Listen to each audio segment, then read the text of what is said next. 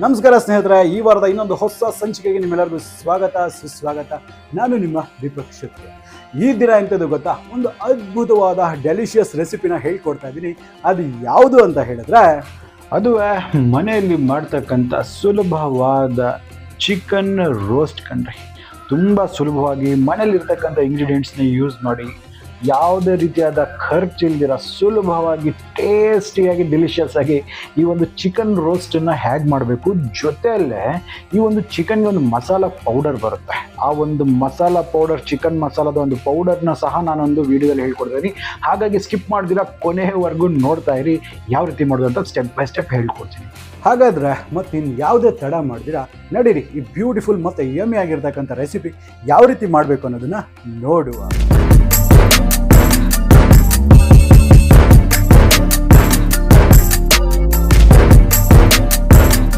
ಹಾಗಾದರೆ ನಡೀರಿ ಸ್ನೇಹಿತರೆ, ಈ ಒಂದು ಚಿಕನ್ ಫ್ರೈ, ಒಂದು ಚಿಕನ್ ರೋಸ್ಟ್ ಅಂತಕ್ಕಂಥದ್ದನ್ನು ಯಾವ ರೀತಿ ಮಾಡಬೇಕು ಅನ್ನೋದನ್ನ ಹೇಳ್ಕೊಡ್ತೇನೆ. ಇದಕ್ಕೆ ಬೇಕಾಗಿರೋ ಇಂಗ್ರೀಡಿಯೆಂಟ್ಸ್ಗಳು ಏನಪ್ಪ ಅಂತ ಹೇಳಿದ್ರೆ, ಧನಿಯಾ ಬಂದುಬಿಟ್ಟು 1 ಟೀ ಸ್ಪೂನಷ್ಟು ಬೇಕಾಗುತ್ತೆ. ಒಂದು ಲವಂಗದೆಲೆ 4 ಲವಂಗ, ಚಕ್ಕೆ 1 ಇಂಚು, ಕಾರ್ಡಮಮ್ ಅಂತ ಹೇಳಿದ್ರೆ ಗ್ರೀನ್ ಏಲಕ್ಕಿ, ಜಾವಿತ್ರಿ ಒಂದು ಸ್ವಲ್ಪ, ಜೀರಿಗೆ ಅರ್ಧ ಟೀ ಸ್ಪೂನಷ್ಟು ಬೇಕಾಗುತ್ತೆ. ಇಷ್ಟಿದ್ರೆ ಇದಕ್ಕಾಗುತ್ತೆ. ಮತ್ತು ಇದಕ್ಕೆ ಖಾರಕ್ಕೆ ಏನು ಮಾಡ್ತಿದ್ದೀನಿ, ಇಲ್ಲಿ ಒಂದು 10ರಷ್ಟು ನಾನು ಗುಂಟೂರು ಮೆಣಸಿನ್ಕಾಯಿನ ಉಪಯೋಗಿಸ್ತಾ ಇದ್ದೀನಿ.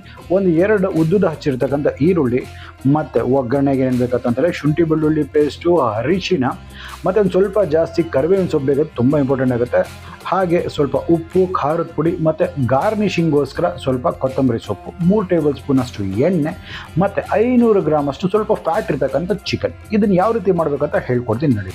ಮೊದಲನೇದಾಗಿ ಇಲ್ಲಿ ನೋಡ್ತಿದ್ದೀರಲ್ಲ, ಈ ಚಿಕನನ್ನು ನಾನು ಚೆಂದ ತೊಳೆದಿದ್ದೀನಿ. ಹೆಂಗೆ ಸ್ವಲ್ಪ ಅರಿಶಿನ ಹಾಕಿಬಿಟ್ಟು ಸ್ವಲ್ಪ ಉಪ್ಪನ್ನು ಹಾಕು ಸಹ ನಾನು ಕ್ಲೀನಾಗಿ ತೊಳೆದಿದ್ದೀನಿ. ಯಾಕಂದರೆ ಅದರಲ್ಲಿ ಹತ್ತಕ್ಕಂಥ ಸ್ವಲ್ಪ ವಾಸನೆ ಅಂತಕ್ಕಂಥದ್ದು ಹೋಗುತ್ತೆ ಅನ್ನೋ ಒಂದು ಕಾರಣಕ್ಕಾಗಿ. ಈಗ ಚಿಕನ್ ಅಂತಕ್ಕಂಥದ್ದು ರೆಡಿ ಆಗಿದೆ ಅಲ್ವಾ. ಸೊ ಈಗ ಇದನ್ನು ಮ್ಯಾರಿನೇಷನ್ ಮಾಡಬೇಕು. ಸೊ ಹಾಗಾಗಿ ಇದರಲ್ಲಿ ಸ್ವಲ್ಪ ಅರಿಶಿನ ಮತ್ತು ಸ್ವಲ್ಪ ಉಪ್ಪು ಮತ್ತು ಖಾರದ ಪುಡಿ ಏನಿದೆ ಅಲ್ಲ, ಆ ಖಾರದ ಪುಡಿಲಿ ಏನೊಂದು ಅರ್ಧ ಟೀ ಸ್ಪೂನ್ ತೊಗೊಂಡ್ವಿ, ಆ ಖಾರದ ಪುಡಿನ ಹಾಕಿಬಿಟ್ಟು ಈಗ ಇದನ್ನು ಚೆಂದ ಮಿಕ್ಸ್ ಮಾಡುವ. ಉಪ್ಪು ಖಾರ ಇಡೀಲಿ ಅಂದ್ಬಿಟ್ಟು ಅಷ್ಟೇ, ಇನ್ನೆಂಥದ್ದು ಇಲ್ಲ. ಈ ಮ್ಯಾರಿನೇಷನಲ್ಲಿ ದೊಡ್ಡ ಏನು ರಾಕೆಟ್ ಸೈನ್ಸ್ ಏನಿಲ್ಲ. ಇದನ್ನು ಚೆಂದ ಒಂದಕ್ಕೊಂದು ಮಿಕ್ಸ್ ಮಾಡಬೇಕು. ಹೇಗೆ ಲಿಟ್ರಲಿ ಮಸಾಜ್ ಮಾಡಬೇಕು, ಜೋರಾಗಿ ಪ್ರೆಸ್ ಮಾಡಿ ಮೆಸಾಜ್ ಮಾಡಿ ಒಂದು 20 ನಿಮಿಷ ಮ್ಯಾರಿನೇಟ್ ಆಗಿ ಬಿಡುವ. ಇಲ್ಲಿ ನೋಡಿ, ಒಂದು ಪ್ಯಾನನ್ನು ನಾನು ತೊಗೊಂಡಿದ್ದೀನಿ. ಈ ಪ್ಯಾನ್ ಚೆಂದ ಬಿಸಿಯಾಗಿದೆ. ಈ ಪ್ಯಾನ್ ಬಿಸಿ ಆದ ನಂತರ ನಾವೇನು ಹೋಲ್ ಗರಂ ಮಸಾಲಾಸ್ ಎಲ್ಲ ತೋರಿಸಿದ್ನಲ್ಲ, ಆ ಹೋಲ್ ಗರಂ ಮಸಾಲಾಸು ಮತ್ತು ಈ ಒಂದು ಖಾರ ಏನು ಈ ಗುಂಟೂರು ಮೆಣಸಿನ್ಕಾಯಿ ತೊಗೊಂಡಿದ್ನಲ್ಲ, ನೀವು ನೋಡ್ತಿರ್ಬೋದು ನಾನು ಗುಂಟೂರು ಮೆಣಸಿನ್ಕಾಯಿ ತೊಗೊಂಡಿರ್ತಕ್ಕಂಥದ್ದು. ಇದು ಸ್ವಲ್ಪ ಖಾರ ಇರುತ್ತೆ. ನಿಮಗೆ ಇಷ್ಟ ಇಲ್ಲ, ಸ್ವಲ್ಪ ಖಾರ ಕಮ್ಮಿ ಬೇಕು ಅಂತ ಹೇಳಿದ್ರೆ, ಕಲರ್ ಬೇಕು ಅಂತ ಹೇಳಿದ್ರೆ ನೀವು ಬ್ಯಾಡಿಗೆನ ಸಹ ನೀವು ಚೇಂಜ್ ಮಾಡ್ಕೋಬೋದು, 2 ಮಿಕ್ಸ್ ಮಾಡಿ ಕೂಡ ಮಾಡ್ಕೋಬೋದು. ಸೊ ಇದು ಸ್ವಲ್ಪ ಡ್ರೈ ರೋಸ್ಟ್ ಆಗಬೇಕು. ಡ್ರೈ ರೋಸ್ಟ್ ಆಗೋವರೆಗೂ ಇದನ್ನು ಕ್ಲೀನಾಗಿ ಹುರಿಬೇಕಾಗುತ್ತೆ. ನೋಡಿ, ಇಷ್ಟು ಮಾತ್ರ. ಸ್ವಲ್ಪ ಎಲ್ಲ ಪರ್ಫೆಕ್ಟಾಗಿ ಕ್ರಿಸ್ಪ್ ಆಗಿದೆ. ಲೋ ಫ್ಲೇಮಲ್ಲಿ ಹುರಿರಿ.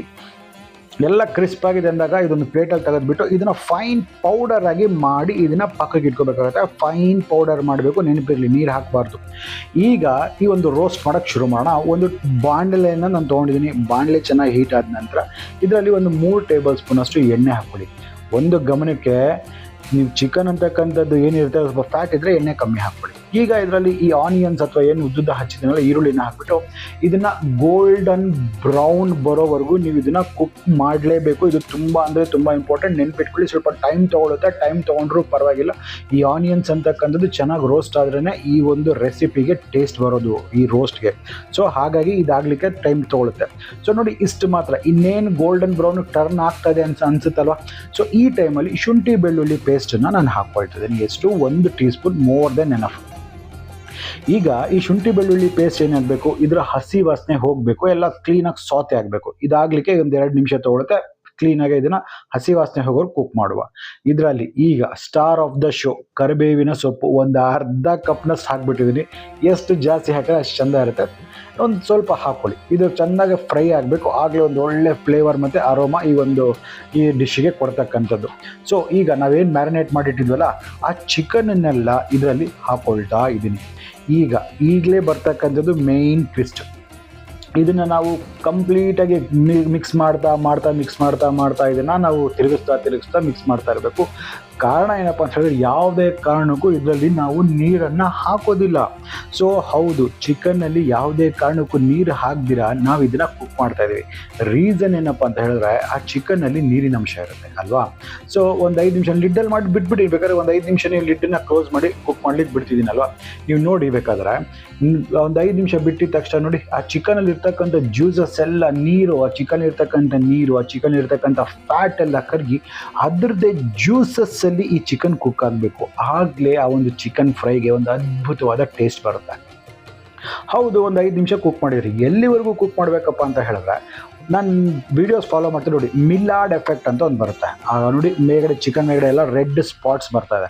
ಆ ರೆಡ್ ಸ್ಪಾಟ್ಸ್ ಬರೋವರೆಗೂ ನೀರು ಇಲ್ದಿರ ನೀವು ಕುಕ್ ಮಾಡ್ತೀರ ನೋಡಿ ಅದರದ್ದೇ ಫ್ಯಾಟಲ್ಲಿ, ಅದನ್ನು ಮಿಲಾರ್ಡ್ ಎಫೆಕ್ಟ್ ಅಂತ ಕರೀತಾರೆ. ಇದು ಆದ ನಂತರ ಈ ಮಿಲಾರ್ಡ್ ಎಫೆಕ್ಟ್ ಅಚೀವ್ ಆದ ನಂತರ ರುಚಿಗೆ ತಕ್ಕಷ್ಟು ಉಪ್ಪನ್ನು ಹಾಕ್ಕೊಳ್ಳಿ.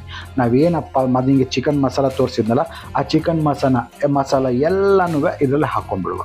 ಸೊ ಈಗ ಫ್ಲೇಮನ್ನು ಮೀಡಿಯಮ್ ಅಥವಾ ಲೋ ಆದರೂ ಪರವಾಗಿಲ್ಲ, ಮೀಡಿಯಮ್ ಇಟ್ಕೊಂಡ್ಬಿಟ್ಟು ಸೊ ಈಗ ಇದನ್ನು ಮಿಕ್ಸ್ ಮಾಡ್ತಾ ಇರ್ತಕ್ಕಂಥದ್ದೇ main roasting process. Chicken maximum cook ಆಗಿಬಿಟ್ಟಿದೆ. ಇವಾಗ ಈ ಮಸಾಲೆ ಎಲ್ಲ ಒಂದಕ್ಕೊಂದು ಹೊಂದ್ಕೋಬೇಕು, ಆ ಫ್ಲೇವರ್ ಬರಬೇಕು. ಸೊ ಹಾಗಾಗಿ ಈ ಮಸಾಲಾನ ಕ್ಲೀನಾಗಿ ತಳ್ತಾ ಇರಿ, ಮಿಕ್ಸ್ ಮಾಡ್ತಾ ಇರಿ, ಕ್ಲೀನಾಗಿ ಮೇಲ್ಗಡೆಯಿಂದ ಕೆಳಗಡೆ ಮಿಕ್ಸ್ ಮಾಡ್ತಾ ಇರೋದೇ ಈ ಒಂದು ಚಿಕನ್ ರೋಸ್ಟಲ್ಲಿ ಇರ್ತಕ್ಕಂಥ ಒಂದು ಟೆಕ್ನಿಕ್. ಇದನ್ನು ಕ್ಲೀನಾಗಿ ಕೆಳಗಡೆಯಿಂದ ಅಂಟ್ದಿರ ತೆಗಿತಾರೆ, ಮಿಕ್ಸ್ ಮಾಡ್ತಾರೆ ನೋಡಿ ಇಷ್ಟೇ. ಇದಾಗಲಿಕ್ಕೆ ಸುಮಾರು ಒಂದು 3 ರಿಂದ 4 ನಿಮಿಷ ಬೇಕಾಗುತ್ತೆ. ಸೊ ನೋಡಿ ಇದನ್ನು ಎಷ್ಟು ಜಾಸ್ತಿ ನೀವು ಮಾಡ್ತೀರೋ ಅಷ್ಟು ಬ್ಯೂಟಿಫುಲ್ ಆಗಿ ಬರುತ್ತೆ. ಕಹಿ ಬರಬಾರ್ದು, ಸುಡಬಾರ್ದು, ಅದು ನೆನಪಿರಲಿ. ಈಗ ಗಾರ್ನಿಷಿಂಗ್ಗೆ ನಿಮ್ಮ ಶ್ರದ್ಧಾನುಸಾರ ಕೊತ್ತಂಬರಿ ಸೊಪ್ಪನ್ನು ಹಾಕ್ಕೊಳ್ಳಿ. ಈಗ ನೋಡಿ ಅಷ್ಟೆ, ಎಷ್ಟು ಸಿಂಪಲ್, ಯಾವುದೇ ರೀತಿಯಾದ ಹೆಚ್ಚು ಮಸಾಲೆಗಳಿಲ್ಲ, ಏನೂ ಇಲ್ಲ. ವಿತ್ ಇನ್ ನೋ ಟೈಮ್, ಹೆಚ್ಚು ಕಮ್ಮಿ ಒಂದು 30 ನಿಮಿಷ ಆದರೂ ಟೈಮ್ ಬೇಕಪ್ಪ ಇದು ಮಾಡಲಿಕ್ಕೆ. ಬಟ್ ಆ 30 ನಿಮಿಷ ನಾನು ಹೇಳಿರ್ತಕ್ಕಂಥ ಪ್ರೋಸೆಸ್ಸಲ್ಲಿ ನಾವು ಯಾವ ಸ್ಟೆಪ್ಪನ್ನು ಹೇಳ್ಕೊಟ್ಟಿದ್ರೆ ಹಾಗೆ ನೀವು ಫಾಲೋ ಮಾಡಿ ಈ ರೀತಿ 100ಗೆ 100% ಇದೇ ರೀತಿ ನೀವು ಮನೆಯಲ್ಲೇ ನೀವು ಮಾಡ್ಕೋಬೋದು ಈ ಒಂದು ಚಿಕನ್ ರೋಸ್ಟನ್ನು. ಎಷ್ಟು ಬ್ಯೂಟಿಫುಲ್ ಆಗಿರುತ್ತೆ ಗೊತ್ತಾ. ಒಮ್ಮೆ ಇದನ್ನು ನೀವು ಮಾಡಿ ನೋಡಿ ಎಲ್ಲರೂ ಫಿದಾ ಆಗಿಬಿಡ್ತಾರೆ, ಅಷ್ಟು ಅದ್ಭುತವಾಗಿರುತ್ತೆ. ಎಣ್ಣೆಗೆ ಸೂಪರ್ ಕಾಂಬಿನೇಷನ್ ಕೂಡ ಇದು. ಹಾಗಾದ್ರೆ ನಂಗೆ ಅನ್ಸುತ್ತೆ ನಿಮಗೆ ವಿಡಿಯೋ ಇಷ್ಟ ಆಗಿದೆ ಅಂದ್ಬಿಟ್ಟು. ಇಷ್ಟ ಆಗಿದ್ರೆ ನಮ್ಮ ಚಾನಲ್ನ ಸಬ್ಸ್ಕ್ರೈಬ್ ಮಾಡ್ಕೊಳ್ಳೋದನ್ನ ಮರಿಬೇಡಿ. ಹಾಗೆ ಪಕ್ಕದಲ್ಲಿ ಬೆಲ್ ಐಕನ್ನ ಟಚ್ ಮಾಡಿಬಿಟ್ಟು ನೋಟಿಫಿಕೇಶನ್ಸ್ ಆಲ್ ಮಾಡ್ಕೊಳ್ಳಿ. ಆ ಸಬ್ಸ್ಕ್ರೈಬ್ ಮಾಡ್ಕೊಳ್ಳೋದನ್ನೆಲ್ಲ ಇಟ್ಸ್ ಕಂಪ್ಲೀಟ್ಲಿ ಫ್ರೀ ಇರುತ್ತೆ, ನಿಮ್ಗೆ ಯಾವುದೇ ರೀತಿಯಾದ ಖರ್ಚಾಗೋದಿಲ್ಲ. ಬಟ್ ನೀವು ಸಬ್ಸ್ಕ್ರೈಬ್ ಮಾಡ್ಕೊಳ್ಳೋದನ್ನ ನನಗೆ ಮೋಟಿವೇಶನ್ ಅಂತಕ್ಕಂಥದ್ದು ನನಗೆ ಜಾಸ್ತಿ ಸಿಗುತ್ತೆ, ಆ ಒಂದು ಕಾರಣಕ್ಕಾಗಿ. ಹಾಗಾದರೆ ಇನ್ನೊಮ್ಮೆ ಇನ್ನೂ ಒಂದು ಹೊಸ ವೈವಿಧ್ಯಮಯ ಅಡುಗೆಯೊಂದಿಗೆ ನಿಮ್ಮ ಮುಂದೆ ಹಾಜರಿರ್ತೀನಿ. ಅಲ್ಲಿವರೆಗೂ ದೀಪಕ್ ಕ್ಷತ್ರಿಯ ಸೈನಿಂಗ್ ಆಫ್ ಅಂಡ್ ಜೈ ಹಿಂದ್, ಜೈ ಕರ್ನಾಟಕ, ನಮಸ್ಕಾರ.